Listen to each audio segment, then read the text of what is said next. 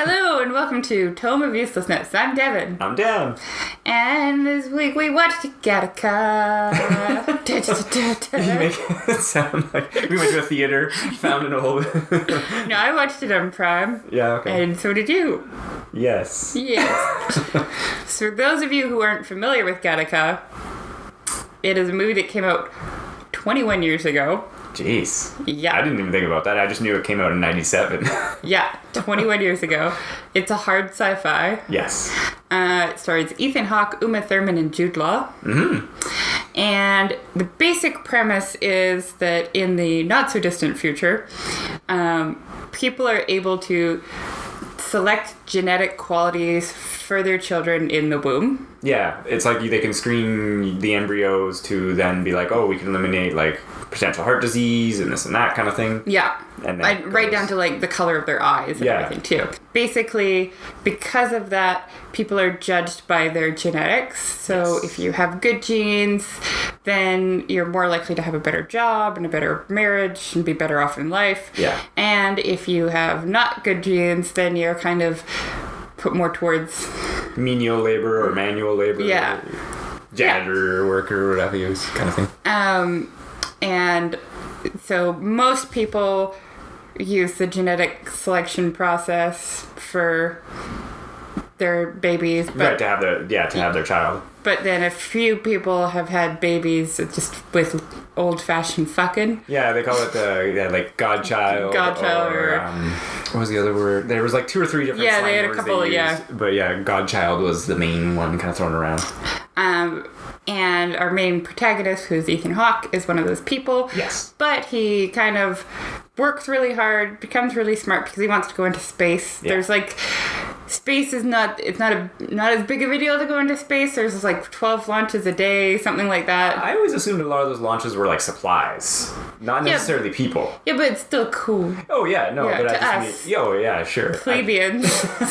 I just meant it never struck me as that like because of how hard they all have to work to get into space. That well, I think it's still the most elite go into space on missions. Yeah, but it's not uncommon for people to go into space. Sure. It's not as uncommon. Yeah. Well, and even Uma Thurman talks about that, how she could do like a trip around the sun, like or on a small mission. Yeah. Like, but the Ethan Hawke wants to go on like a big mission. A big mission, yeah. So he works really hard, learns everything he needs to do, and then he swaps identity with somebody who's genetically superior, but has gotten in a car accident, sure. Quotations, and he is paralyzed from the waist down. Yeah, he's paralyzed, so then he can no longer live his superior life, yeah. as it were. Hijinks ensue, and spoilers, Ethan Hawke goes to Titan. Yeah, one of the moons of Jupiter. Yeah. Anyways, it's a good hard sci-fi. Yeah, it's really interesting that it is really, really good hard sci-fi. Okay, so before we get into anything, sure. Did you enjoy the movie? Oh yeah, absolutely. I hadn't seen it in a long time, and I watched it yesterday just before to obviously prep for this. And I watched it like an hour ago. Wow, to work earlier, but. Yeah, it was still really enjoyable, and still it was kind of just because it was made back in the 90s and because it was a hard sci-fi film, you don't see that as much anymore, was what I was thinking the entire time. I was like, wow, it's like something like this would be relegated to like a miniseries almost, it seems like, or be on television. Not knocking television, of course, but just saying like you wouldn't see it in a big budget movie anymore. Yeah, I agree with that. Yeah, like it would be like a 4-episode thing on Netflix or HBO or whatever, right? And it would still work, but it's just like that's the difference in just the time and the stories that we see in theaters now. Definitely. Yeah. I enjoyed it as well. Nice. It's a really well casted movie. Yeah. Everybody is good in their parts. I love the detective. I don't remember his name. You said his name earlier. Alan Arkin? Yeah, the older detective. The older detective. Yeah, he's such a good actor. He's so good, and he's just like so sarcastic the entire time. Oh yeah, that's just how you saw Little Miss Sunshine, right? Yes. So he's a grandpa in that as well. Yeah, he's just a really good actor. Yeah. So the casting was really good, well done. The dialogue is interesting because it was written 20 years ago. I felt like it wasn't. I haven't watched a lot of movies from 20 years ago recently, so it threw me off a little bit because I don't know. There was something about it that just seemed a little bit... It was like the debut, too, of the guy who wrote it. It was like his first Hollywood film. Oh, really? Yeah, that he had done. He was like... Wasn't he like a sci-fi writer that wrote it? I would imagine, yes, but I don't know. I don't know if I'm making that up now, but yeah. Because, yeah. Yeah. But like you said, the dialogue is just different. Well, and as well as the entire movie has like an Art Deco 50s theme almost kind of style to it, even though it is the future, but it's kind of like reminds me of like the Batman animated or something like that. Yeah, like there's and all the cars are older, but they're all electric because they like plug them in. So it's all like future tech, but it's very like old. Yeah, like I guess like Art Deco 1950s. All the cops are wearing like hats. Yeah, like the fedoras and everything. Yeah. It does feel sci-fi though because of how clean it is. Oh yeah. Like the stark white, the clean counters, the desks, you get a few times you kind of see the stairs going up to the office where they have to like buzz in with their blood. Yeah, basically. Security check. Yeah. Every like time they come in and takes their blood. And it's very symmetrical. Yes. It's very clean. Like all the lights are pot lights. They're not like chandeliers or anything. It's very like white and clean and like it looks interesting. Yeah. In its starkness, I guess. Well, and apparently it was nominated for an Oscar in art direction. Oh, I believe that. Yeah. It was a beautiful movie. It didn't win, but I was kind of like, that's a weird fact that like Gattaca, this movie, it had that, but then it's like, I wonder what beat it. I was about to say, I wonder what came out around the same time to then how would it contrast it against. Titanic come out in 97 as well? I think that just swept the Oscars that year. I'm pretty sure that came out in 97. Yeah. And they probably just won everything. They did win everything. Because Jack and Rose. Oh, except Leonardo DiCaprio, he didn't win anything. That's right, not till recently. Took him another 20 years to win an award. Basically. So overall, it's a pretty movie, pretty music. There's kind of like... The ocean is kind of like a recurring imagery in it. Yeah, that's really pretty and. Yeah, like I said before, getting too much into it, it's definitely an enjoyable watch and definitely something different. The colors are so pretty too. Well, exactly, yeah. Because it's a lot of tan, green, and muted colors. Yeah. Right? And everyone's wearing like dark suits. And except for like maybe their white shirt but like a dark tie. Oh, just on an aside, again, this is like 20 years old. Yeah. So their suits are terrible. I noticed it too right away. I was like, Ethan Hawke, what are you wearing? Get a fitted suit. Yeah. Gotta get a better tailor, man. Yeah, and then I was thinking the same thing as well. I was like, these are all like the elite, and everyone except for Uma Thurman's wearing like an ill-fitted suit. Yeah, it's like they're all wearing a suit that fits like one size too big. It just needed a little bit of tailoring. Yeah, I thought the same thing. Yeah. I was like, what is going on here? It's like, there's just like that kind of dated it a bit. Yeah. There's no crazy special effects because there's no crazy special effects needed. No. So that doesn't date the movie at all. Yeah, even the fact that like the where they work is called Gattaca. Yeah. And that's like the space program that's particularly that they work for. But their monitors are just like simple LCD monitors with like a keyboard. And even that's modern work setting, right? Like it's like that's exactly what it looks like. I think if it was made today, they probably would have done like a holographic thing. But of course. I feel like the way the technology looked in it fit that whole like Art Deco That's what I mean. Theme, I'm not dogging it. I'm just saying that like that's like that kind of tech. It's like that's like real tech. That's what we use, and we're in the future, according to what this movie from a while ago, right? So, it's good. It was really good. Yeah. Okay, so should we start with things that were wrong with it, things that were right? Where do you want to go with this? Well, I was about to say, let's just say we both enjoy it and really recommend this, and then we'll get into like the discussion, spoiler type stuff, I guess, from here on out. So we both really liked it. Yeah. And I would recommend watching it. Oh, absolutely. Yeah. I think like you were saying, this is kind of like, if you've missed this kind of a sci-fi movie and are a fan, give it a check out. It's really good. With that in mind, it's a really good film. Like, it's just a really well put together film. But it doesn't really cover a theme that's super relevant today as far as sci-fi goes, I feel like. I feel like the theme is just, it's more... Because if I had to summarize it, okay, it would be like, your genetics isn't your destiny. Right. Right? Yeah. Well, and I was about to say is that's still pretty relevant. It's more relevant to like today, not to our future. Because those kind of discussions have been had about like genetic possibilities, and because we've mapped the genome now and this and that, and like there's laws in place about genetic discrimination already. Yeah. And like we can't do what they can do in the movie. Obviously, right? Yeah. But so I don't know. I mean, I still think it's good stuff. But I also feel like in 2018, there's more of an acceptance of like who you are as you are right now. Right.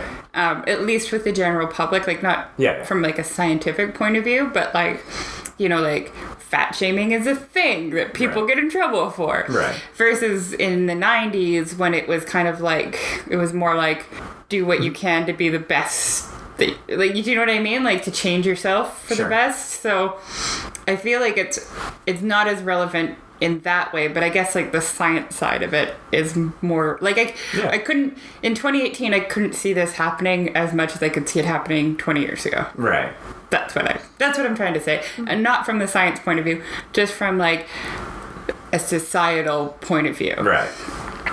Well, and that's what, you know, sci-fi is always just about ideas and what ifs and stuff like that, right? So. Yeah, but it's also kind of like shining good sci-fi makes you think about what's going on now. Sure. I feel like, right? Like, I know I keep talking about it, but Ex Machina brings up some good fucking, like, inside heart, like, questions about existence, right? Yeah.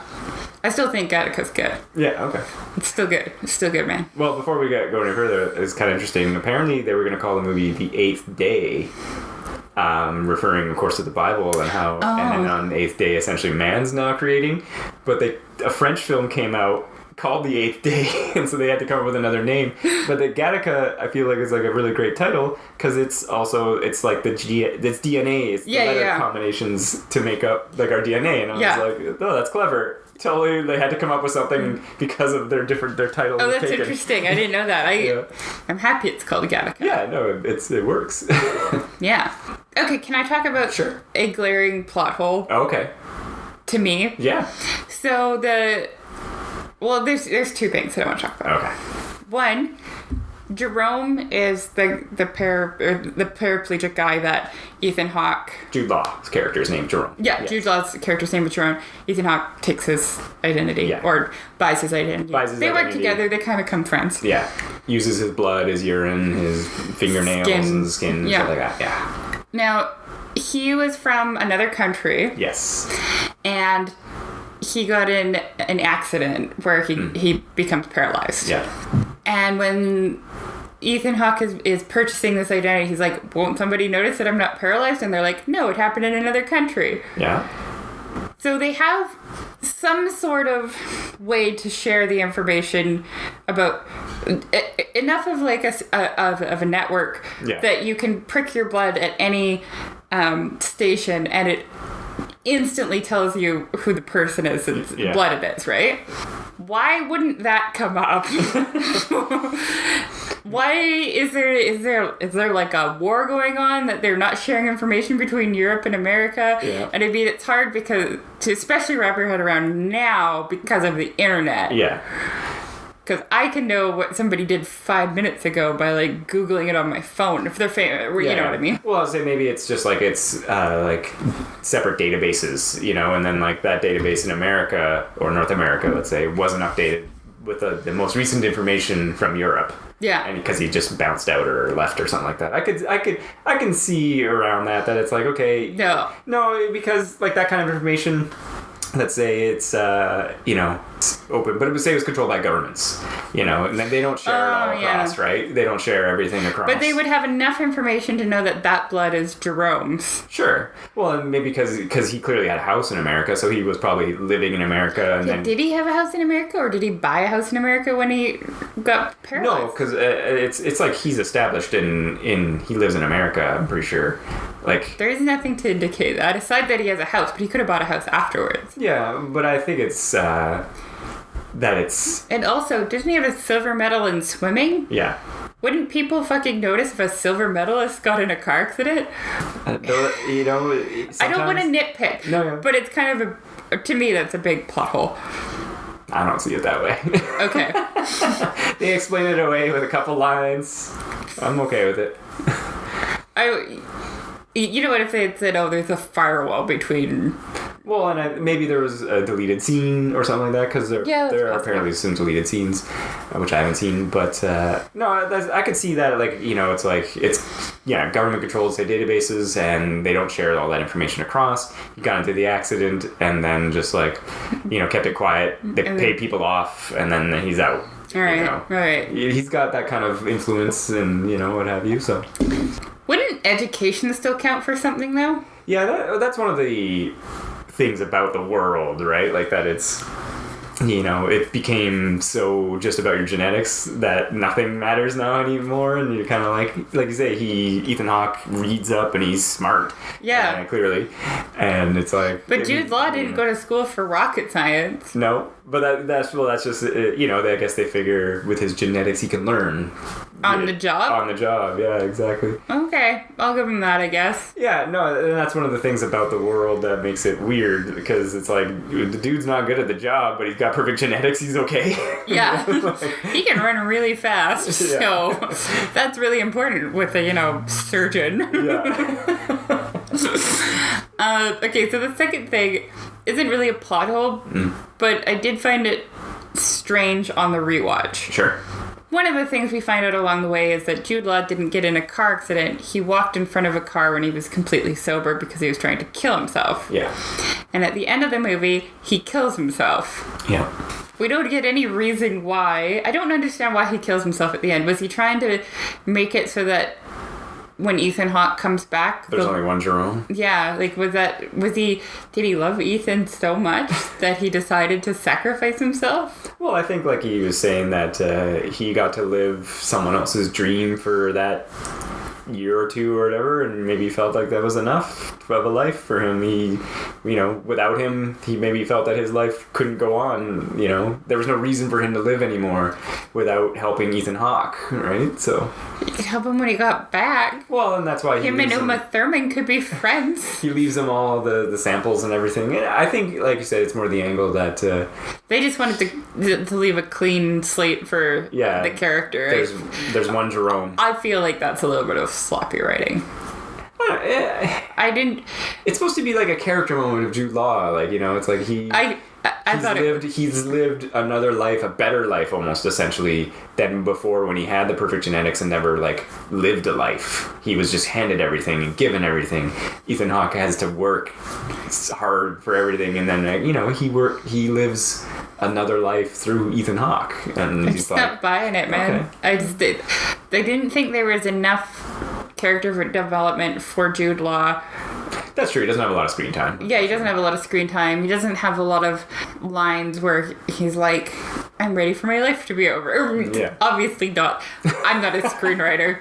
It would be better than that. But something like that, right? Some sort of indication, aside from him saying that he was also going to go on a trip. Yeah, he's always vague about his plans when Ethan Hawke's always like, hey, what are you going to do when I'm gone in this space? And he's like, oh, you know, I got plans. I can do stuff. He's always vague and I'm going to sit in an incinerator and kill myself so that there's no questions about what happens when you come back. Well, and that happily ever after, little Bo. That could be also it too. Yeah, like I said, he's there's one Jerome, and he doesn't feel like he's Jerome anymore, right?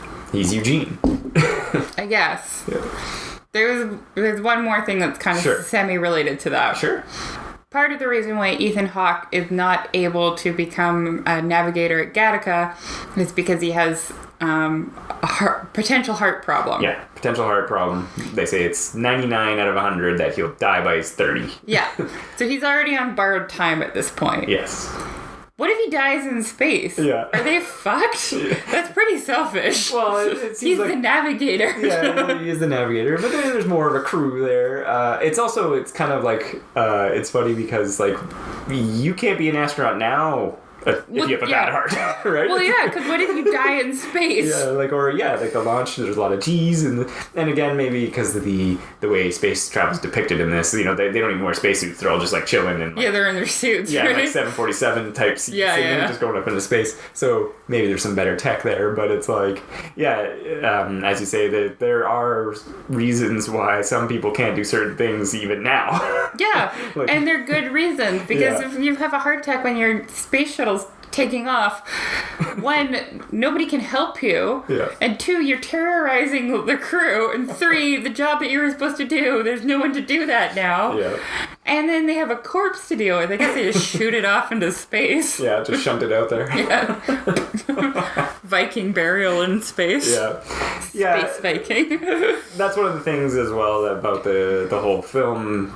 And like I was saying earlier, or like you were bringing up earlier too, it's like, what about educational levels? That just doesn't matter anymore. It's just because you have the good genetics, and it's like, well, yeah, we do stop people from doing certain things nowadays just because of, like, oh, you have a bad heart, that could be a problem, or you have bad eyesight, you can't be a fighter pilot unless you have 20/20 vision, right? Well, yeah, that makes sense.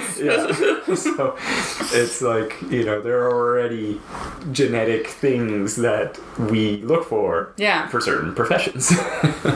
So it does raise a weird point in the it's like you're like, I don't know, but the movie draws you in enough that it's like it does draw you in enough that you're along with his journey, and you're like, get that goal, go to space. And I mean, again, like, I was watching it with a critical eye because I knew we were going to podcast, and I did really enjoy the film. I still enjoy the film. I still think it's worth watching. It's just those kind of things that, like, there's just some questions. That's all. Absolutely. And like almost every movie, there's always something. And again, like I said, he was an earlier screenwriter, so maybe if he had better craft, he could have worked something a little differently. I just didn't think Jude Law needed to die.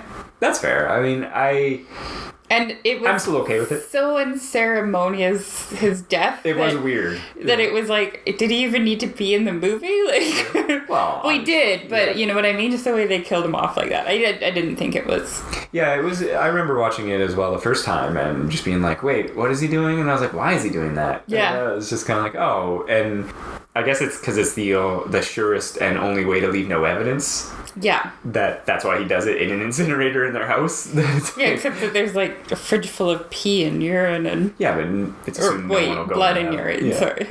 No one will go into the house while he's away on his mission, right? Unless they do. Unless... You know what I think would have been a good fix for that? What? If they had made Jude Law just slightly more depressed, like when he meets Ethan Hawke, and if he ended up falling, like if he was gay and fell for Ethan Hawke, because there was a few moments where they get really close face-wise. Oh, sure. So if that had happened and then he just didn't, like, then I would have been like, okay, well, he doesn't want to live life without Ethan Hawke. Okay, fine, whatever. They did it out of Romeo and Juliet or whatever. I think that would have fixed it for me. Yeah, maybe. And like I said, I know there are some deleted scenes. Maybe there was something there. I just want to watch them make out. Fair enough. Well, and it's interesting. This was Jude Law's first, like, American movie. Yeah, it was like his first big role. And that's where the casting's interesting too, because Ethan Hawke at the time was only like 20. I think he was really young. Uma Thurman was like the only one who had been like in American movies. What happened to Ethan Hawke? You don't see him as much anymore, hey? No, yeah, I know he did a few other things, and he was still around, but I haven't seen him in a while. Maybe he did some stage stuff. I don't know. Maybe he's. I remember he was behind the camera for a few projects. Oh, really? Yeah, but I feel like he got in trouble for something, but I don't remember what it was. As well. Uma Thurman's good in this, hey? Oh yeah, she's really good. She's so gorgeous. Yeah, she's so. She's got poise. Unconventionally gorgeous. Like, she's interesting to look at. Yeah. Yeah. Well, and then they give her like the hair, the bun hair, right? Like, and like I said, everyone's so like conscious and cognizant about where they leave like their DNA, essentially, right? Like her hair's all done and everything, and like she's wearing like a full skirt dress thing the entire time, like so. Yeah, no one wants to leave traces of themselves around, like, because even it's a scene where she, like, gives the hair to Ethan Hawke, and it's like a thing, right? And he drops it. He drops it, and then but she snoops earlier in the movie and takes the hair out of Ethan Hawke's desk to, like, go get his sequence run and stuff like that. Yeah, and then which he planted. He did plant it. Jude Law's hair. Yeah, but in that same scene, you see a woman who, like, she's like, "Oh, I just kissed a man. Like, can you check out his swab?" And then, like, tell me what his jeans are like and stuff like that. So there's, like, a whole other side to it about, like, having a better relationship or a better chance of children and stuff like that, right? Like, that's kind of interesting. That going back to so she's always, like, except for that one scene when they're at the club or when they're dancing and she has a low back dress and stuff. But they're always like prim and proper. Yes. Yeah. Clean, as you said. Clean. It's a clean movie. Yeah. But it is interesting because I know, like, she was the only one who had been in some movies around at that time, and then these other two What had she been in? I don't remember, but she definitely... she'd been in Pulp Fiction. Was it? Because that was 95. Oh, okay, yeah. So there was definitely Pulp Fiction, and I think a couple other things, but, like, the other two... Wasn't she, like, a model before she acted? I can see that. I think that's how she started. She started as a model and then turned out she could act. Yeah, good for her. Yeah. Yeah, I could definitely see that. Jude Law's going to play Dumbledore in Fantastic Beasts too. Oh, really? Yeah. Huh. I've always liked Jude Law. Yeah. I'm actually a really big fan of Jude Law. I remember when there was a rumor that he might play Spider-Man. I thought that would have been kind of cool. Oh, he was going to play Spider-Man? It was rumored, and I thought it could be neat if they did it if he was not high school Spider-Man. Okay, yeah, like I can see that. If he was more like a grown-up Spider-Man, and I was like, oh, that could be really cool. But that never happened, of course. Oh, yeah. Obviously, we'd know about it.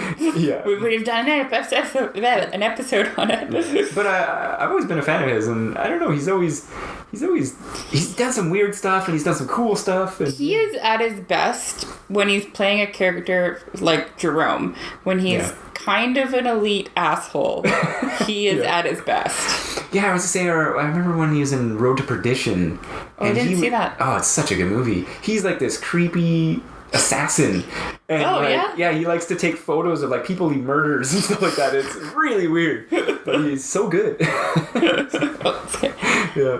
Huh. Yeah. But anyway, back to the movie. Back to the movie. Some stuff you really liked? Well, I obviously like the visuals. I already talked about that a little bit. I was kind of texting you about this. Yeah. But this movie does such a good job about taking a very mundane task and making it one of the most intense scenes of the movie. Yeah, absolutely. This movie, it's the story. Yeah, it's the story. There's no shootouts. There's no nothing. There's no car chase. There's no shootouts. There's a punch out, but there's no doomsday monster. Yeah, there's nothing like that. So these mundane scenes they're really tense. They're really tense. So the first one that comes to mind is, well, actually I'm going to add 4. There's 4 that I want to talk about. Okay. So the first one, and I'm going through, I think, as they go through the movie. Yeah. Is he has to take a little running test. Oh, where he's just jogging away? Where he's jogging away, and he has, so that they can monitor his heart rate. So he had Jude Law's heart rate pre-recorded, and he switched out the badges. Yeah. But then I think it was only for like 20... Yeah, some allotted amount of time. Yeah, and then it switches over to his heart rate. Yeah. And it just spikes, like, immediately. So he gets off the treadmill and walks, and it's him getting off the treadmill, walking past a couple people. Yeah, one of his coworkers is like, "Oh, you all right?" And he's like, "Oh, yeah, I'm fine." And then going to the locker room and collapsing out of breath. Yeah, and it's pretty cool how that's done, because you're like, dude, is this guy having like a heart attack right now? Yeah. He's just like, So, like, that was super well done. The next one is he's out for dinner with Uma Thurman, and they get caught at a road check. Yeah. And there's police checking people for contact lenses. Yes. And he's wearing contact lenses because he has myopia. Yeah. And he also had to change the color of his eyes because Jude Law's are prettier. Yes. That was a quote from the movie. He says, "Mine are prettier." Well, he is genetically superior. Yeah. So he takes out the contacts and throws them on the ground right before they get the search done. Yeah. And then a few minutes later, Uma Thurman is taking him to see something, and she crosses a highway, like the a busiest street ever. 5 fucking lane highway, and he can't see. Yeah. It's like, why didn't you park on the other side, Uma? Yeah, jeez. So, there's it's basically just a scene of him crossing the street, and it's so tense. Yeah, and because the way they shoot it too, it's through the blurriest filter ever. Yeah, so it's like every time it's through his eyes. It's his vision, and there's cars just and he's just like, oh crap. The next scene is Jude Law has to go upstairs. Yeah, I thought that scene, to me, was the most tense scene in the entire movie. Oh, yeah. Because it had more of a ticking clock because the cops are coming to the house. Yeah, so the investigator and Uma Thurman are coming to his house because they narrowly escape bumping into him, and she's like, oh yeah, he's at home sick. And so they go to his house, and Ethan Hawke is trying to call him, and he's like not answering, and then he answers, and he's like, oh fuck, he has to get upstairs, and he's paralyzed from the waist down. So it's him climbing, crawling up these stairs, crawling up a spiral staircase, and it looks beautiful too because it's a gorgeous it's a nice staircase, but it's like 1.5 stories, maybe 2 stories of stairs that he's climbing. Yeah, and then they cut to the music. Yeah, and you could hear them buzzing to get let in as he's still climbing up, and then he's trying to reach it. And so Jude Law going upstairs and answering the door. Yeah, that was pretty tense. It was super tense. Like I said, I was watching it and I was like, this is the most intense scene in this movie to me. And I was like, it's just a man crawling upstairs. But they just do it so well. Yeah, because there's all the build up to it, and you're like, oh man, these cops, they're after him, and they might catch Jerome and Eugene in their scheme, Yeah. They'll both be in harsh trouble for it, right? So Nope. No. And then the last one? The last one is Ethan Hawke peeing. Yeah. So on the day that he's going to go, and this I thought was kind of cool too. Yeah. So the day that he's going to go on a space trip, they decided to change the rules, and everybody has to be pee screened every day. Well, or it's just like before they go on the mission. Or before they go on the mission. Yeah. I guess it was not procedure before because Ethan Hawke, he's not ready for it. He's not ready for it. He doesn't have his piss bag with him. That's right.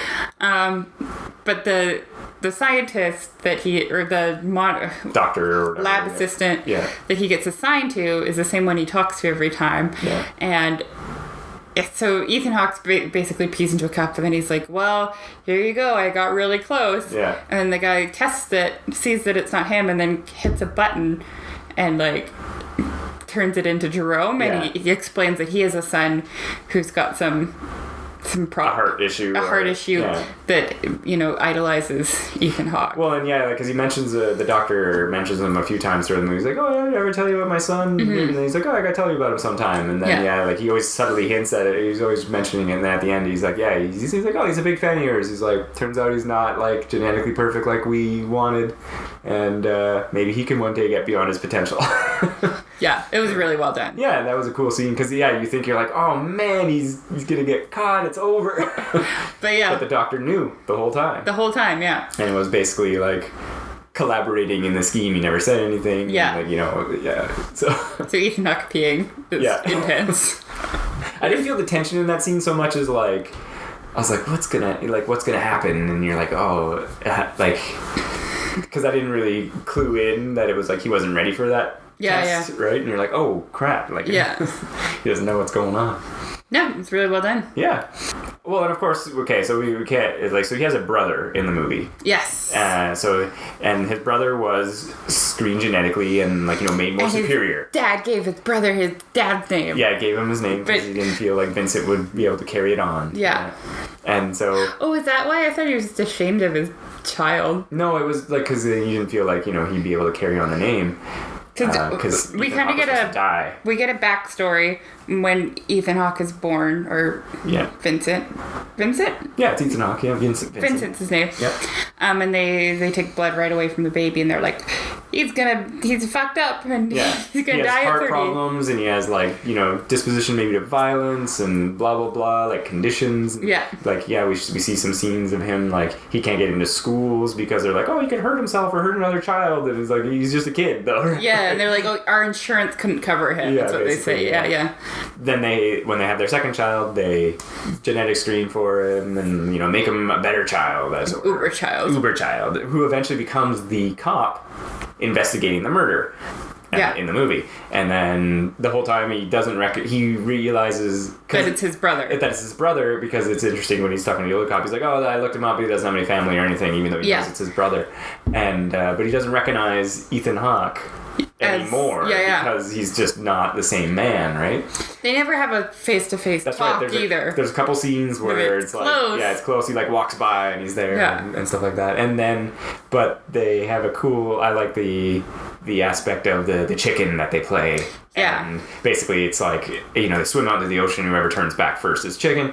Ethan Hawke always loses until they're young adults. They're like 17 or something. And basically Ethan Hawke outswims them. And at the end, they confront each other again, and his brother's like, you're in trouble, you gotta come. And he's like, oh no, I'm going to space, dude. Like, I reached the goal, I exceeded you even, you're the genetic superior and I'm above you. Yeah. And then he's like, they do the swim off again, and that's when it's like, he's swimming and he's like, how are you doing this? And he's like, no, we can keep going, don't worry, we're near the other side, even though they're literally the middle of the ocean. The middle of the ocean, yeah. Yeah, and then his brother's like, how are you doing it? He's like, I don't save anything for the return trip. He's like, I give it my all 100%. Yeah.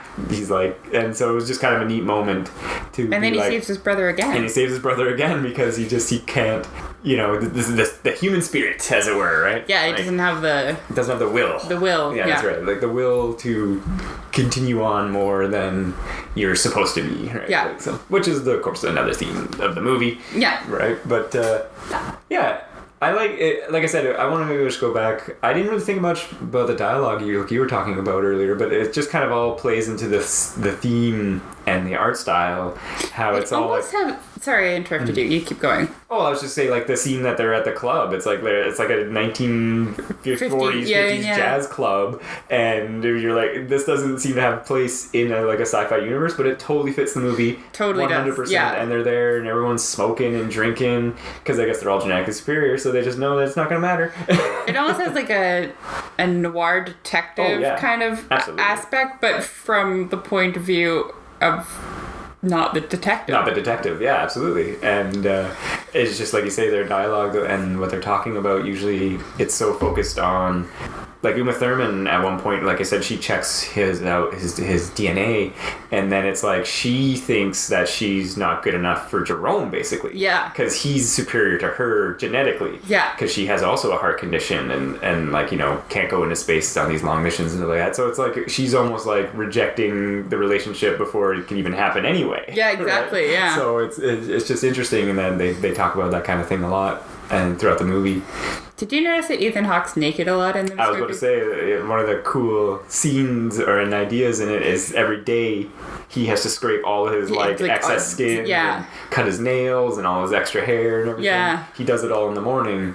And then incinerates it. Which is why they have an incinerator, which Jude Law later kills himself in. Yes. So then, he doesn't leave traces of himself. Yeah. Which he accidentally does, which is what kicks off the entire, there's a murder that kicks off the entire plot, but he leaves a eyelash at the murder scene. Yeah. And then they're like, we'll have this guy. But he doesn't murder. He's actually not the killer, no. Yeah. We find out later it's someone else. It was the director. Yeah, the director the whole time. One other thing mentioned that I just have to mention because he's such a good actor and I like him everything and I liked him in this is whatever his name is from Monk.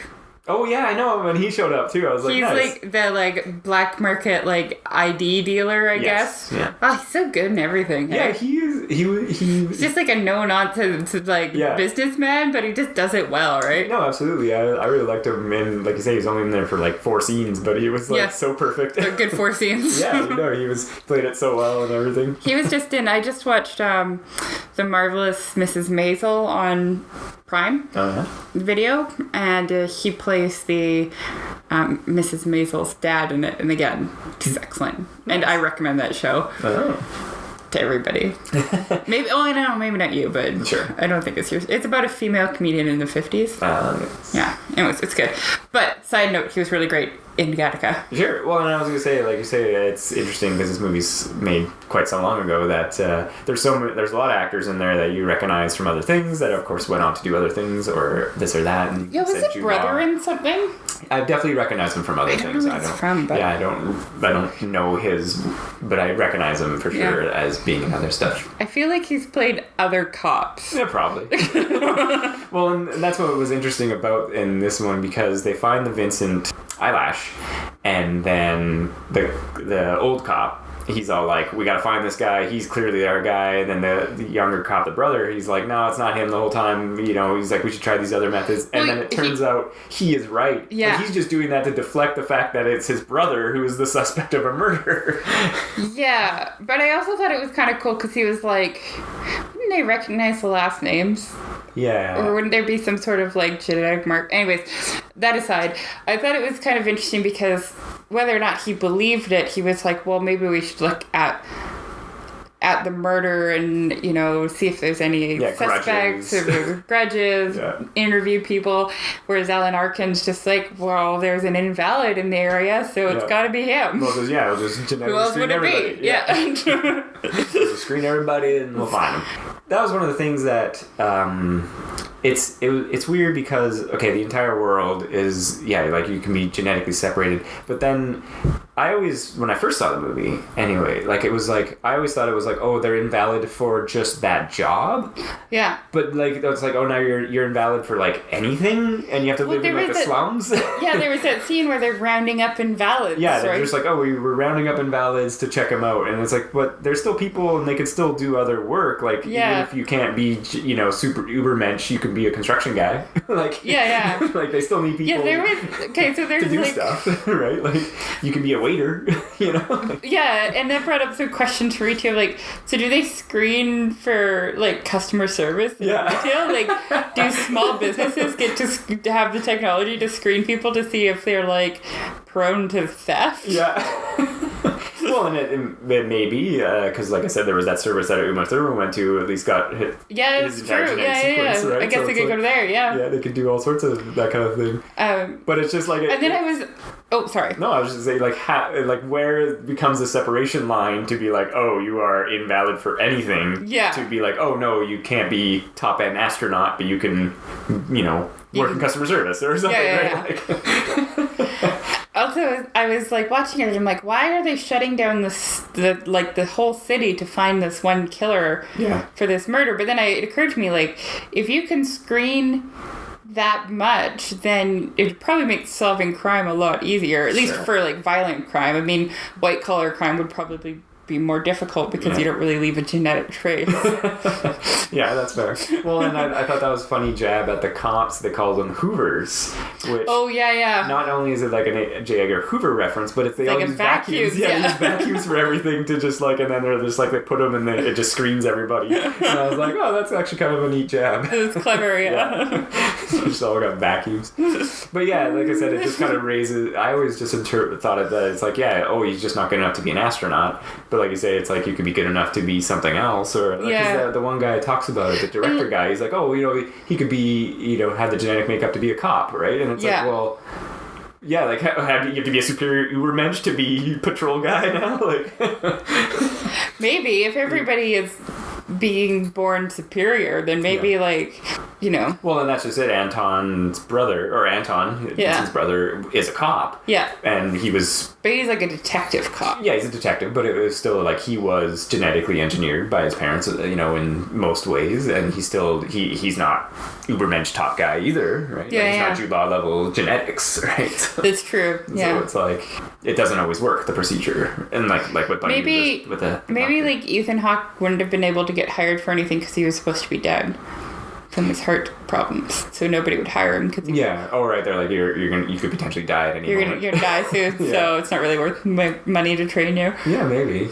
Yeah, I just, like I said, I always was just kind of like unclear about that factor in the movie, that it's just like, you're invalid, okay, or it's like, okay, is it just like all godchildren, they're all invalid? It's like, or some people must be born still with pretty good genetics. Nope. Yeah, exactly. So like I said, it just kind of leaves some holes or some. Well, yeah, and then obviously there's like holes like, well, what about like Stephen Hawking? Yeah. Because he's obviously not fit physically, but he's pretty fit mentally. Yeah. He does have a wasting disease, but, he's a top physicist in the world. Yeah, exactly, right? That's one of the... And I think that's the point, that they talk about it. They talk about it at one point. Yeah, they're like, oh, it's not possible to exceed your potential. Like, that's why it's there or whatever. But it's like, but it is possible. Yeah. People like Vincent prove it. Yeah. So he trains, he works out, he reads everything, and you're supposed to just be a nobody. Right? Yeah. So, how do you think it compares to sci-fi now? Oh my God, that's what I was saying to you earlier. The tensest moments in this movie are people doing the most mundane tasks. Yeah. You don't see that these days, of course not. And we don't get as much, like you say, Ex Machina and a couple others here and there, but... You haven't watched that yet, have you? I unfortunately have not. Oh my God, it's so good. Yes.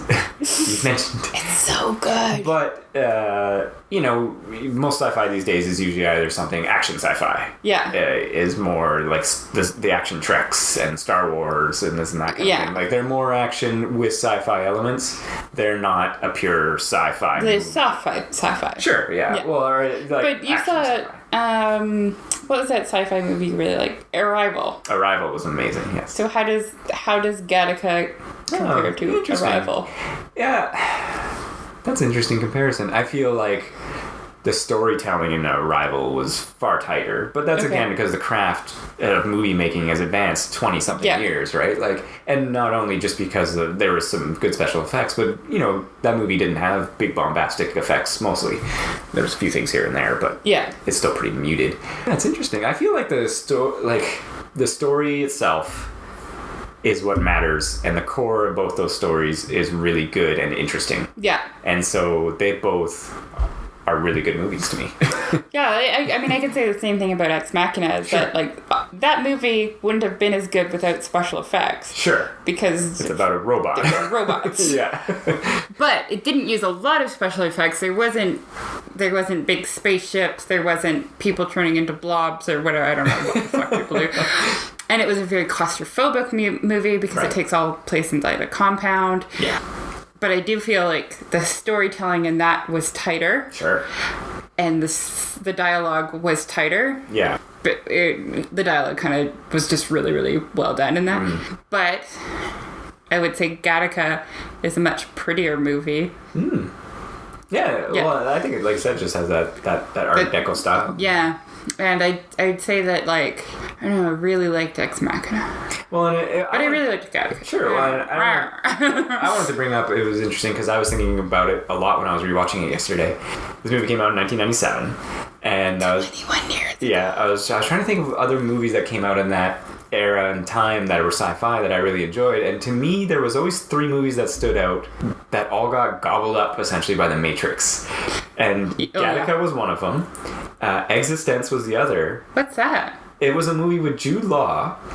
Jude Law just getting the short end of the stick. Yeah, no, it was a movie with Jude Law, and I think her name's... It wasn't Rachel Lee Cook, but it was something like that anyway. She's been in some other stuff, and it's about a video game that they enter, and then they like enter a video game within the video game, and then they go to like these other levels, and it's about a crazy like VR game that you play. Yeah. And at one point Jude Law takes out like his teeth, and then he makes like this teeth gun out of like this food, and then he like has to go like shoot people and stuff like that. It's a really neat movie, and this is the idea.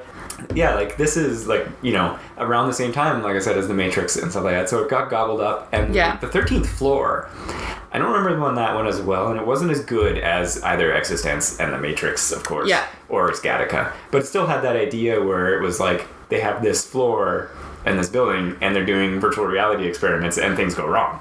Oh, okay. Right? But yeah, Existence always stuck out to me, not only because Jude Law was great in it, but it also had Christopher Eccleston is in it briefly. Oh, really? Yeah, and it has a bunch of people, and then it turns out it's basically like the game you're watching that you think is like the real world isn't.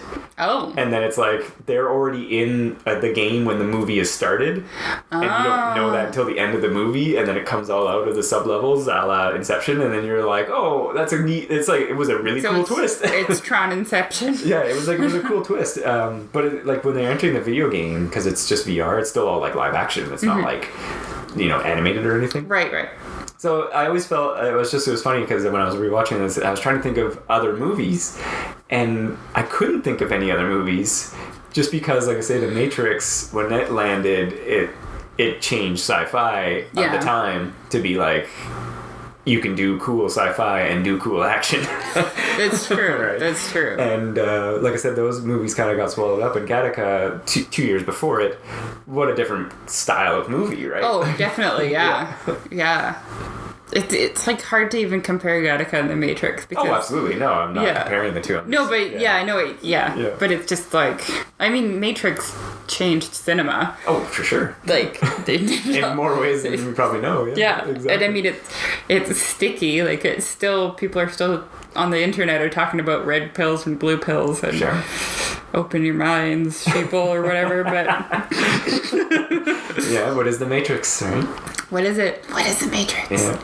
But yeah, I just feel like it was, those other movies kind of got swallowed up in that and weren't as big, but they still told cool stories, and I thought we were seeking out. Yeah. Like I said, the 13th Floor, I didn't feel it was as good as the other one, but maybe because I'm kind of a bigger fan of like video games and that kind of stuff, so the Existence was pretty cool. That's cool, me. yeah. It's weird. Like, it's weird? It's really weird. I don't know if you've never seen it, but the consoles they use to enter the games are like little like alien blobs, essentially. Oh, neat. They're like genetically created to be like video games, and they look like some sort of embryo crossed with a blob, and then you have to use like spinal attachments, and it looks like an umbilical cord that comes out of the creature into your spine. Does it look shitty? No, it's just so different. It's like literally it's like this blob of like, and you're like, what is this? And then they touch it and it like lights up and stuff. Because here's the thing. Anytime there's like an egg or some sort of blob that people have to interact with, I feel like the CG gets dated so quickly. That's like one of those things that always looks crappy when in the rewatch. Or I was gonna say, you immediately compare it to just Alien, and you're like, dude, that's like the best egg thing ever. Just do and that. You can't do that. Yeah. It's practical. It opens up, and then the thing attacks the guy. Yeah. Like, just do that. So that's one of the things that's always interesting, I guess. And I'm not a movie maker, but it's like, you're like, dude, you can do that 20 years ago. Yeah. And you screwed up now? Yeah. I think that's one of the things that makes Gattaca, the lack of CG in Gattaca makes it still watchable. Absolutely, yeah. Like, it doesn't date it immediately because you're like, oh my god, right? Like, well, yeah, like there's nothing about that movie that I really found to be dated. And actually, I was like going into it, I'm like, it's a movie about like genetic selection. Are there going to be any black people in this movie? Because it's going to look really bad if they're not. And there was. There was like, which is fine. Because I was like, this would be a different conversation if there wasn't. Because that would be some big oversight. Yeah, that's fair. To be clear, I thought that because it was made 20 years ago. Yes. Not because I'm a Nazi.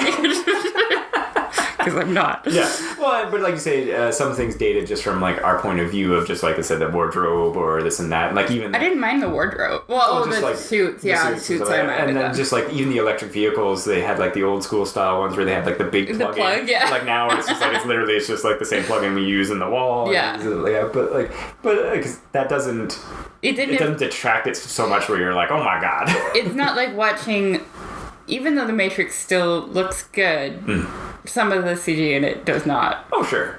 And that's just a factor of time, right? Time, yeah. And I was about to say, I kind of agree. Like you say, there's a charm sometimes when you watch older sci-fi films that, you know, like Barbarella. I was actually thinking about that, or just other films, where like I love Barbarella. Yeah, Barbarella's great, but just like the tech that they imagined is like we're already way beyond that. Yeah. But it doesn't detract from the movie because it's still like well made and tells a great story, or it's comedic or whatever. Yeah. But then there's definitely movies where you watch them and then like you say the CG or there's something about it that just takes you so out of it, it not ruins it, but you can't enjoy it as much just because you're like, oh my gosh, like really.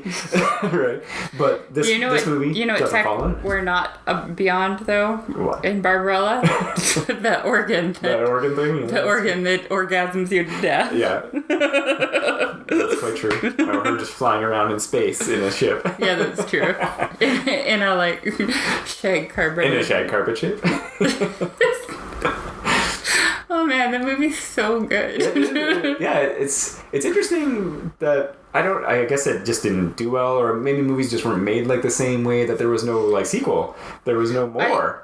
Yeah, I think it... Or maybe Jane Fonda didn't want to do more? Maybe not. I don't know. They were just, I think it was just kind of a B-movie one-shot, wasn't it? Oh, for sure. I don't know. Yeah, because it's based off of, obviously, Barbarella the comic. Yeah. And which is a French comic, if I'm not mistaken, or it's pretty weird anyway, right? So yeah, the movie was weird too. The movie is quite weird. But that's what I mean. It's like maybe it didn't, do as well, and then she was like, maybe Jane Fonda didn't want to do more, because rewatching it now in more modern era, the movie's great. Yeah, like it's super great. Super great. It's kind of like Flash Gordon. Yeah, it just has that charm to it that you're like, oh, it's too bad they never made more of this. Do you know what I love about Barbarella? The fact that she just fucks every guy she comes across. Well, and that's such a funny plot line and element to it, because she's all like, oh, I don't know about this. Oh, okay. And then she tries and she's like, oh, it's not bad. Yeah, it's not bad. With the weird Claus. hand fit. Yeah. And the other one guy's like, oh yeah, we can do it like the right way. And she's like, I don't want to do it that way. Yeah. She's all disappointed. Yeah. Oh man. Which that scene is very similar, of course, in Demolition Man. I didn't see Demolition Man. You never seen Demolition Man? No. I think that's actually kind of around the same time frame as I think it was like 97, 98. Oh, okay. Yeah, and Sly Stallone. But there's a scene with Sandra Bullock, and she's like, oh, do you want to have sex? And he's like, yeah. And then they put on like weird helmets, and then they're just sitting like across from each other like a pool, and he's kind of like, what the hell is happening? Nice. Yeah, Nice. it's very similar to that Barbarella scene. Nice little throwback to that. Yeah, basically. Anywho. Yeah, Gattaca. Yeah, I don't know. I think there was more I wanted to say, but I'm not remembering. I definitely think Gattaca is a movie that most people haven't seen, but probably should. Yeah, I feel it definitely has a cult, well, not like cult status. Like people that are like, dude, this movie is great. You've never seen it. You've really got to check it out. But it's harder, I think, maybe to recommend to audiences these days because they're not used to that kind of storytelling anymore. That's true, yeah. And that's why I was saying, like, something like this, you would see it more like on a TV or a miniseries, and it would, like, there'd be more tense, like, there would just be a little more expansion to it, whereas this is very if it was an 8-episode miniseries, then Jude Law probably would have gotten a better story. Yeah, you'd have more involvement in it. We could maybe see more backstory of Vincent in that time when he disappears from his family. He leaves, and then it's just kind of like hard cuts, and then to him showing up at Gattaca, and when he talks, he's like, oh, I work some jobs here and there, and this and that, but it's like you could expand on that a little more. What's the life of like an invalid in this world? Because like I was saying, we don't have no idea. They just round him up apparently. You see that he kind of has a shitty apartment, and yeah. Exactly, yeah, he's got a bad apartment, but he's working out and reading and stuff, so. Yeah. Yeah. I would, Okay, Netflix, get the Gattaca go. Apparently. Or HBO. No, apparently I was reading. Yeah. Somebody was attempting to develop a television show. It was going to be a cop show based off of it. Oh. I guess it never happened, or because I was never heard of it. Yeah. Maybe it happened and I've never heard of it. Never heard of it. Yeah. And they changed everything. Well, and they seem to do that because they did that with Minority Report too. They made a cop show out of it, which I guess Minority Report was kind of a cop show. Yeah, they made it. It aired on television. I remember this show. Well, they made a Dresden Files show too, which had like 4 episodes and then got canceled. Didn't do well. And the same like Hellblazer, they did it again. I remember that. Yeah. They've done it a couple times, and wasn't the new Hellblazer supposed to be pretty good? I'd heard it was decent, but I guess it just didn't get the numbers because it got canceled, unfortunately. But again, that's one of everything's getting canceled. The Hellblazer comic, which I've read. Mm-hmm. It is incredible, like people said. I believe them, but it's weird, and it's one of those. It's an adult comic. It's a Vertigo comic, right? Like you can't just straight translate it over. Like he's having sex with demons, and he's naked, and he's doing all sorts of weird shit. He sacrifices people, and like he murders things like all the time, and he's not a good guy, right? Like that's the point. Yeah, is that he's not a nice man, and it's like. How do you turn that into a uplifting television show? On because I think it's also not on like Showcase or You HBO. hire the Game of Thrones writers. Yeah, if you put it on one of those networks, you could do something. Yeah. Proper, but when you do it on like CTV or Netflix, you could do it. Yeah, you can do it on Netflix. But yeah, if you're putting it on like a network, that's stupid. Disney owned, It's stupid. it's just not gonna go. It's just no dice. It's just not gonna work. Yeah, it's really too bad about the Dresden because that's a nice serial, but. Well, I don't know. I think from what I had seen from it, like they took away his staff and gave him like a hockey stick instead. I'd heard that and stuff like that, and I'm already like, I'm out. Yeah, yeah. Let's take something that wizards are wizards and take it away. That won't alienate fans. No, it'll be good. Yeah, so good. Yeah, but yeah, like I was saying, I feel because I was talking actually with a coworker earlier, and I was like, oh yeah, I was going to record an episode about Gattaca, and they're like, oh, I've never seen it. Mm-hmm. She's younger. She had never seen it. And so I was telling her about the movie, and she's like, oh, that sounds actually pretty cool. I should really check it out. And I was like, yeah. But again, it's just because it's an older movie. Mm-hmm. It's not as well known. Yeah. Like I said, if I had brought up something like The Matrix or something like that, probably would have heard of it. No, it's just a good little gem of a movie. Yeah. And I think, like I was saying before, it's one of those things that unfortunately we don't get to see as much these days because like budgets are so bigger now, and they gotta make back their bank, and they're not gonna usually make a weird sci-fi movie like this. It might. Yeah. I assume. There's tons of movies that are always made, so I assume it'll be in a smaller theater or some kind of a film festival, that kind of thing. I could see this movie being a December release for the Oscar. Like, because like every December there's like between like mid-November to late December, there's like 15 movies released that are like, these are super serious movies. The drama of the drama. The drama of this is about kids in wheelchairs who has a drug addiction and I don't know. Yeah. Learns to read. A baby that goes missing and then we find them years later. Yeah. But is it really his parents? Dun dun dun. Yeah. Turns out they're murderers. Twist. Oh, jeez. No, that's not. That's too weird for the Oscars. Yeah, that's fair. That's fair. Everyone just has a horrible time, and then the movie ends. Have you ever seen that movie Lobster? No, I've heard it's pretty interesting. I've heard it's divisive in that people either really like it or people don't like it. Yeah. They turn people into animals. They turn if they're single past 40 or something like that. Or they go to this facility, and then if they can't find a partner in like 30 days or 90 days, they get turned into an animal. Yeah. So it's like, that's weird. It is weird, yeah. And when I hear a story like that, I'm like, is that sci-fi? I don't think so. Is it fantasy? Is it... The premise kind of is, but it's not like a sci-fi movie, because that's not what it's about. Yeah. It's about his relationships. Yeah. But some of the best sci-fi isn't directly about the sci-fi that's going on. Sure, but I mean, you still have to build a world around idea or whatever. Right? They have a world. No, a world. It's like a rom-com. Yeah. It's a rom-com mixed with Zootopia. Yeah. But I was going to say, it made me think of, like you were saying with Gattaca, it kind of almost, you either have to be in a mood for it or be more open about it. It's like you're not going to sit down and watch like Blade Runner or Gattaca and be like, oh, let's watch this fun little movie here. Yeah. It's like, no, you got to be like paying attention, and there's some serious stuff going on. The tensest scene is people doing mundane things. I was not in the mood for it today. Yeah. I watched it in 20-minute chunks, and then I was doing stuff in between, like my laundry and stuff like that, just because I was just like, I enjoy it. It's a good movie, but I was just not really, I didn't have the attention span for it today. Sure. Yeah, and then that happens. There's nothing wrong with that. But I wanted to watch it, obviously, before we came to talk about it, so I had something to say. It's a movie! It's a movie. Came out a while ago. I thought there was more that I wanted to say about... Well, and like I said, I liked, obviously, the brother confrontation was really good. Mm-hmm. And just because, when he knows that it's him, and then he's like, I gotta go see him, and that was really cool. And kind of funny, very movie cliche, because he's just there waiting for him, and he's he just knows he's gonna come, but what are you gonna do?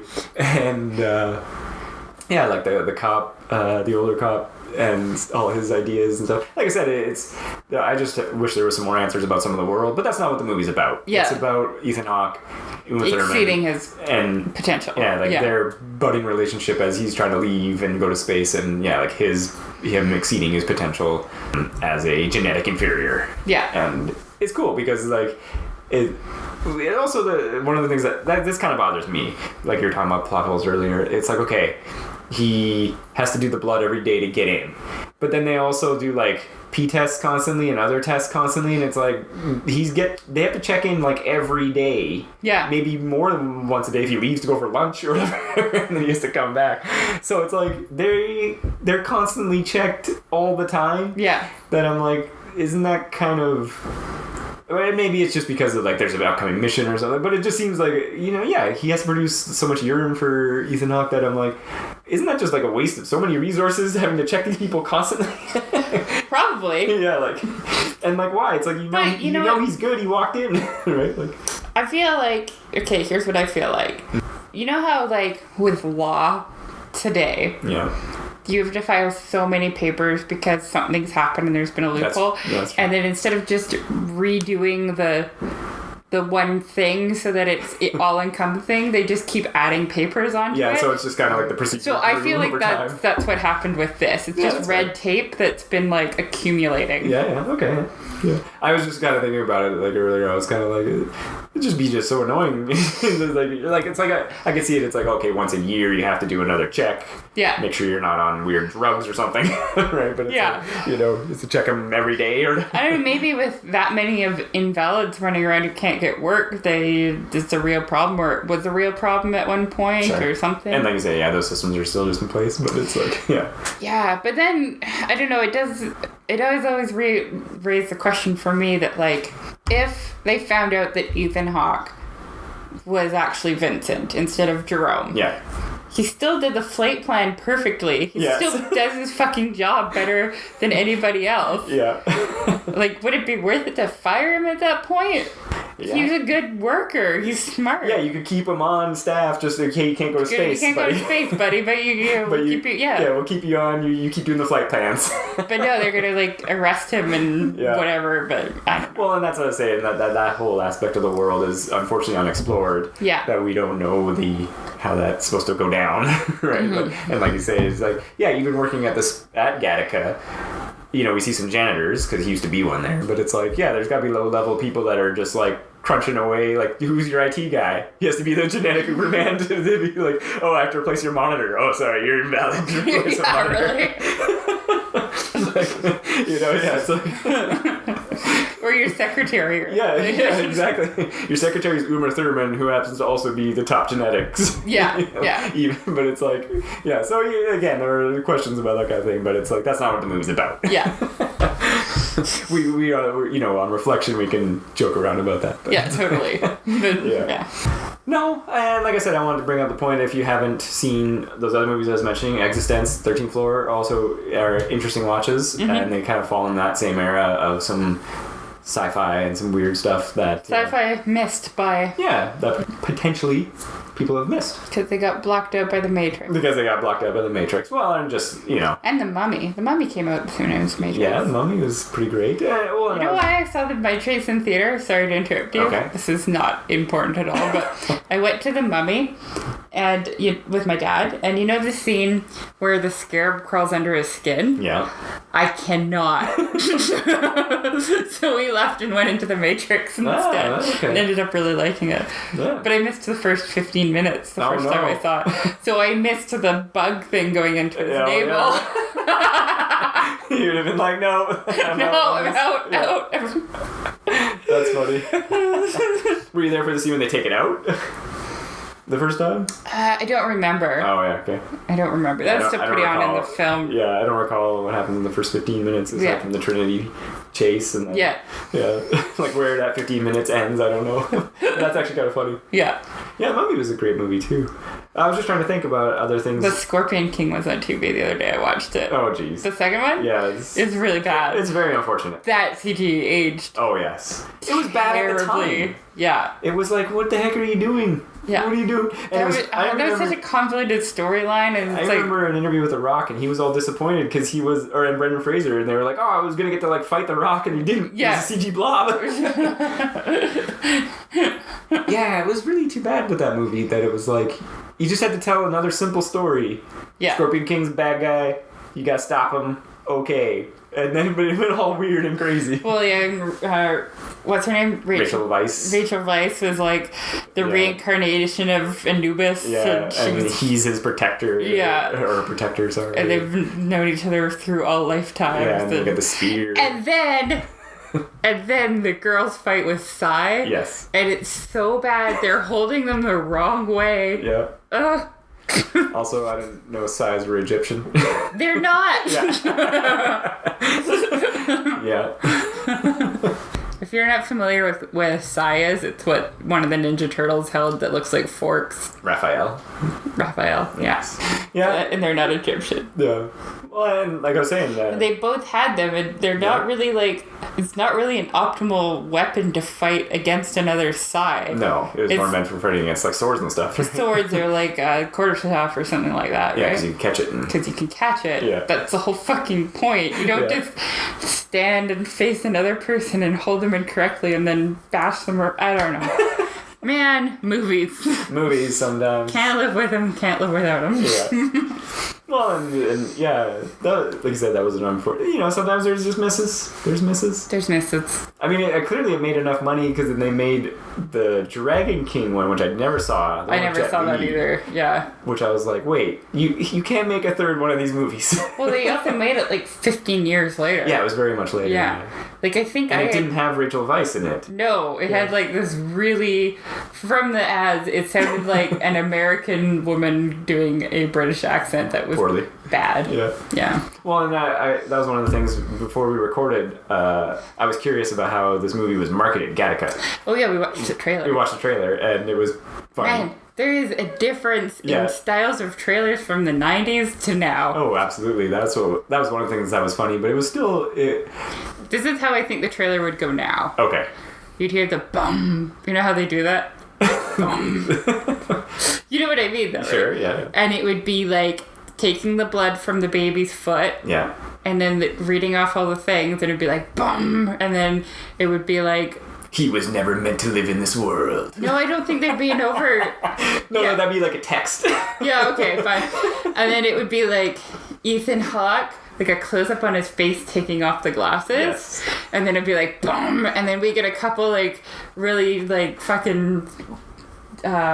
quick cuts frantic cuts from every action sequence in the movie, quote unquote action, and it'd be like boom, and then it'd be like Gattaca, and the date. Yeah, that's how I think the trailer would go now, or the teaser at least. Yeah, I'd say that'd be more of a teaser-esque because the trailer would explain the entire plot of the movie. Obviously, it'd be like, yeah, he's gonna die in 30 years, or. Uma Thurman, can she love a man who's inferior? Jude Law, paralyzed. And you're like, wait, what? Kills himself in the incinerator. Yeah. All to go into space. But, what? Or it would be like... It would be like a romance or like a rom-com. Rom-com stuff. Yeah. Can you star-crossed lover? Yeah, there's a scene of them dancing. Yeah. Oh, do you want to dance? Jazz music in the background. They'd have that piano scene, that music. That was something worth talking about. Okay, sure. So there's a part where there's a piano player and they go to a concert. They go to a concert and he has 6 fingers on both his hands. Yes, 12 fingers total. And the piece that he played is only a piece that can be played with 12 fingers. And I thought that was kind of a cool thing to throw in, that it wasn't all genetic perfection. Yeah. Sometimes it was genetic imperfection that would make you better at a specific task. But that means that dude's parents were like, this guy's going to be a piano player and nothing else. Well, basically, I would imagine, like his parents were both artists, probably, musicians, and then they're like, we want our child to be the best pianist ever. Yeah. Give him an extra finger. Yeah. Right. Which, whenever there's 6 fingers or 6 toes, it always reminds me of the chrysalids. You read that, right? Yes, I did. Yeah. I was saying I thought it would remind you of The Princess Bride. Oh, I guess that too. No, I was going to say the chrysalids because that's, I don't know. I haven't read it in a long time. Oh, it's such a good book. I remember having such a difficulty reading that book. Maybe because I had to do it for school. You know what? So that book is really good up until, like, it gets resolved. Until the end. Yeah. Because it's all, like, this crazy religious town and, like... All I remember is psychic imagery with, like, triangles. Yeah, okay, so... Like, seriously, that's all I remember about that book. So it's, like, this crazy religious town, and if you're not normal, you get shunned, right? And they kind of, like... They either kill you or they send you out to the wild, like off into the woods. And so the story is about this girl who's friends with a girl who has 6 toes on one of her feet. And they discovered as children kind of thing. So that's kind of... And then she gets sent off to the wilds, and then it turns out that the girl's brother is psychic. Right. And they have to go run off, and then it just goes downhill from there. But the whole atmosphere of this, like, crazy religious town, and, like, I don't know, I always found it really... Nice. Well, like you said, that's good. And the girl is, like, curious, and her uncle tells her stories about, like... the before time. Well, no, about, like, places, like, because he's a sailor, like, beyond, like, their continent that has, like, you know, people with scales or whatever, and she's always, like, infatuated with it, but also, like, wary of it. Yeah, like I said, I had a very difficult time with that book, but I think it was because I had to read it for school. Yeah, that's fair. I read it. My dad read it to me, actually. Yeah. So I don't recall it, unfortunately. Like I said, I just remember psychic triangle messages. Yeah, that's when the book starts going downhill. That's literally all I remember. Basically, like, Australia's, like, psychic central, and they have, like the flying UFO, cars. Yeah, they come over with a UFO and take them away or something. That's all I remember. And it's really dumb. Everybody talks psychically. Yeah, that's literally all I remember. Yeah, it's stupid. But, like you're saying, you like the premise. Yeah, it's kind of similar to Gattaca. Yeah, but six toes and 6 fingers always remind me of that. Because Sophie had 6 toes. I think it was a girl. Maybe it was a boy. Maybe it was from... I don't know. Maybe I just put a girl in there because I'm a girl. Yeah. It's been a long time since I read that book. Yeah. Like I said, I had difficulty. I think we've wrapped it up pretty good. Yeah, we've talked about Gattaca for a while now. It's good. Go watch it. Yeah, Why haven't you watched it? It's good. Hour 46 or whatever. Yeah. Good story. That is something I wanted to mention. It's not a 3-hour movie. No, it's definitely not. It's a little shorter of a film. It's a short little... Because I feel like Titanic started that... 2-hour movie mark? It was 3. Was it 3? It was 3 hours. Oh, jeez. But I feel like it started that trend of making really long movies. Well, and I say Braveheart as well was also insanely long, right? It was literally 2 VHSs back in the day. And that was... I'm all for the 2.5-hour mark if the movie's good. Yeah, if it makes sense. Yeah, you're drawn in and it's fine, but then if the movie's dragging on and you're like, dude, what is this? Like it could have been Royale. Yeah, no. I hate that movie. It actually works. It works. No. Like I said, it works. It works. It's awful. No, but like I say, you don't need length just for the sake of having length. Yeah. Right. Yeah. This movie is... It's short. It's a sweet little story. Tells a story. Yeah. And it's good. Yeah. Yeah. Good casting. Good sets. Yeah. Good everything. Go watch it. Definitely check it out. When they're driving in the convertible, all I can think of is, like, Uma Thurman at the beginning of Kill Bill Volume 2. Yeah. Yeah, she still looks great. Oh, she's gorgeous. Yeah. She's gorgeous, yeah. On that note, Uma Thurman is gorgeous. Yeah. And you can find us on Instagram. We're Tome _of _uselessness. You can find us on the interwebs. Yeah. tomeofuselessness.com. You can find us on YouTube. Tome of Uselessness. It's pretty easy. It's pretty easy. As long as you got all the name. The same fucking thing over and over. All the same name. We're there. Yeah. And I don't know what else. That's it, right? I think that's it. We have any announcements? Are we doing anything exciting for people to pay attention to? Well, I'm trying to think. What's sweet that's coming out soon? I don't know. Oh, like movie-wise? Yeah, or just anything. Westworld is coming out this year. Westworld Season 2.